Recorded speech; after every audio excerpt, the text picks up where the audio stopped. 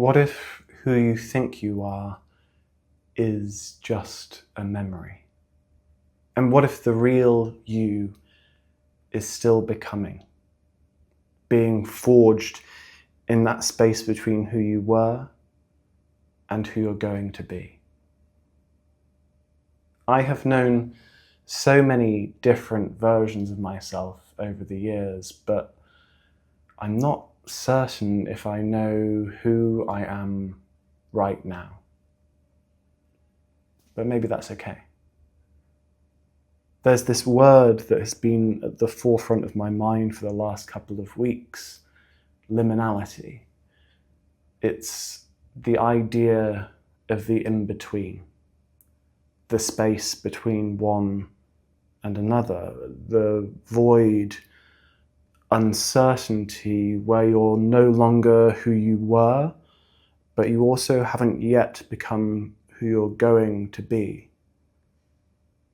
And it's like a cocoon between the caterpillar and the butterfly. This dark hallway of transformation that can be terrifying, but it's also where the real stuff begins. In society, I feel like there's this belief that a person is just one thing and that thing has to remain constant.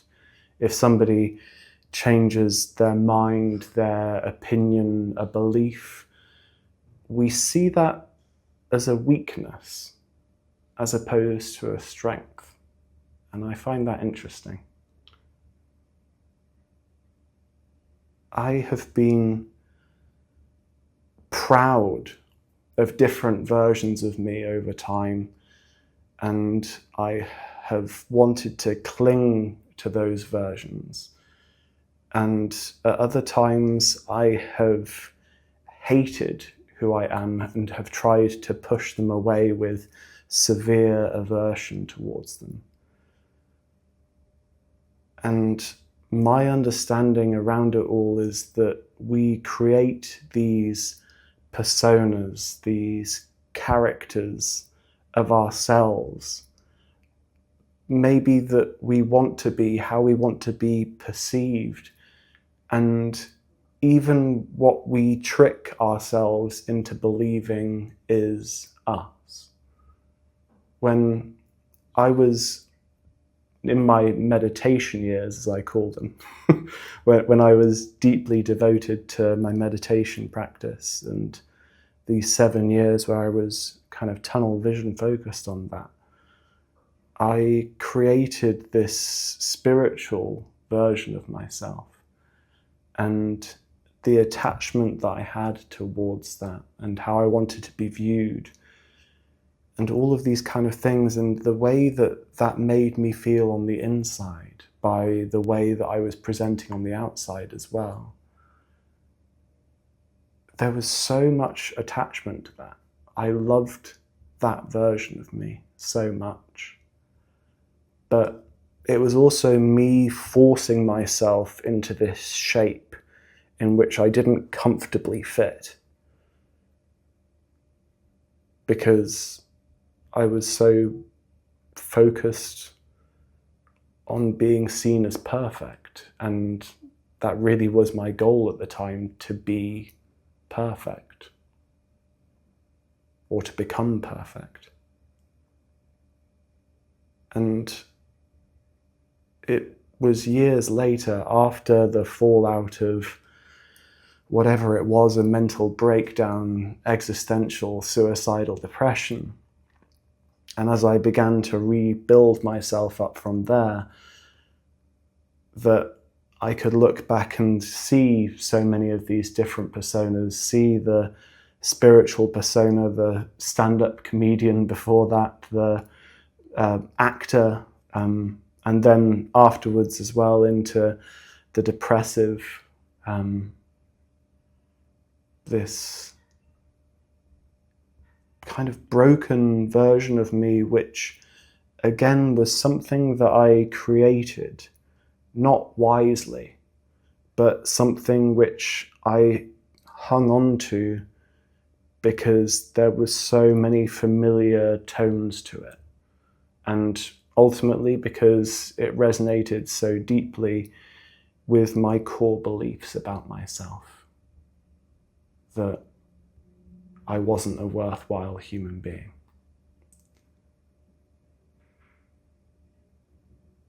And in the spiritual world, they talk about the idea of ego death.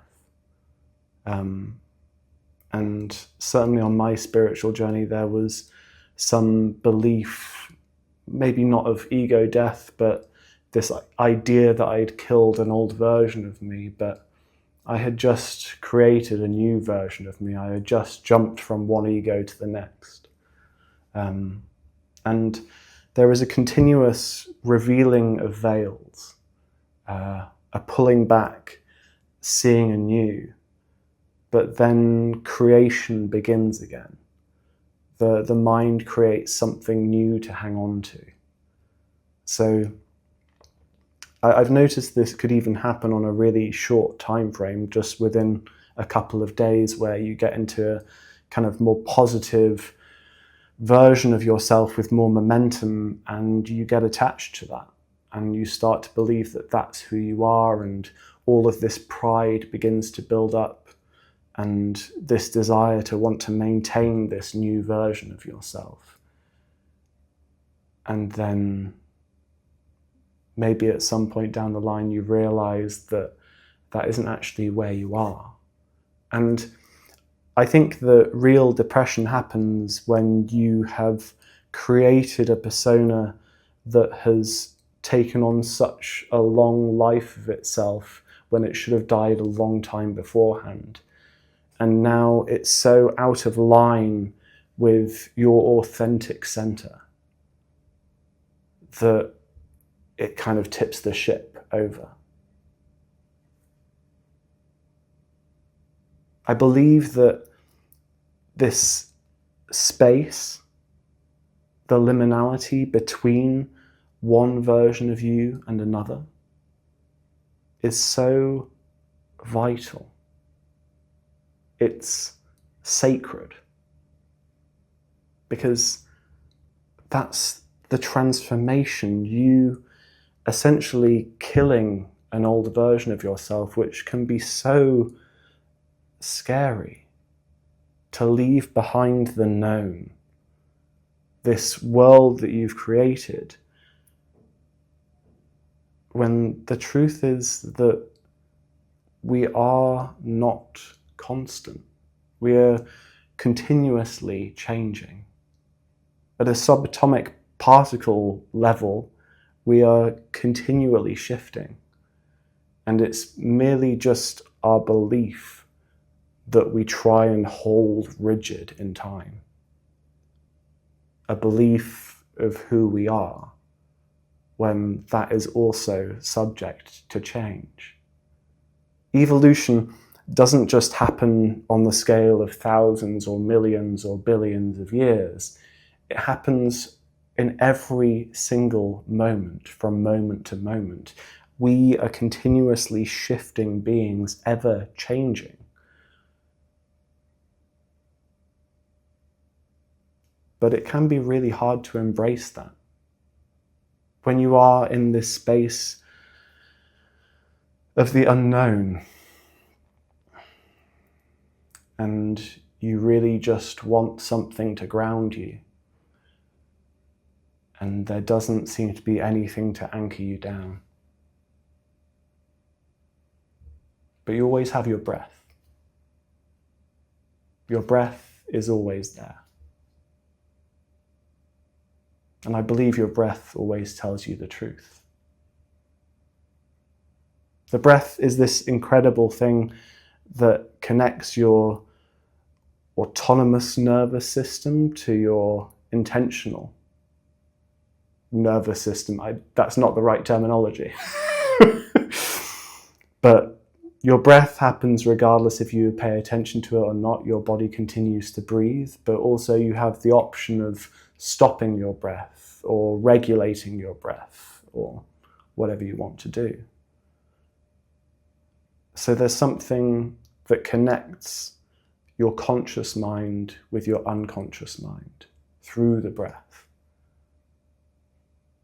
And coming back to that, for me, has always been the most grounding thing that I can do. To not try and control it in any way, but just to be with the breath as it is naturally. Just seeing how it moves through your body, how it moves your body, and what it has to tell you.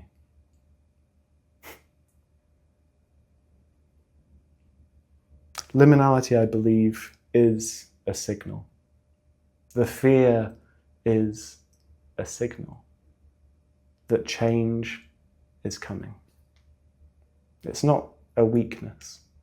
It's not failure. It's just new. And new tends to be scary.